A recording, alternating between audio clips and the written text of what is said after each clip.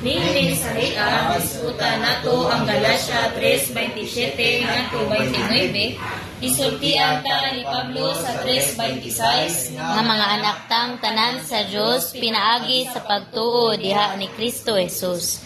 Nagsugod ang bersikulo 27 sa pulong kay nga nagdugtong ning mga bersikuluha ug nagpakita nga nagpatinaw ang bersikulo 27 nganong mga anak ta sa Dios pinaagi sa pagtuo diha ni Kristo Jesus.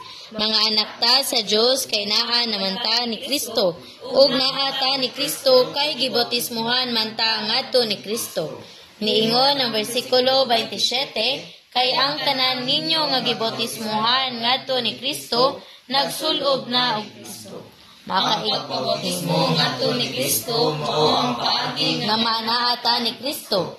Base sa kamatuoran nga gibautismohan na ta ngadto ni Kristo, makaingon ka nga nagsulob na ta ni Kristo. Amen.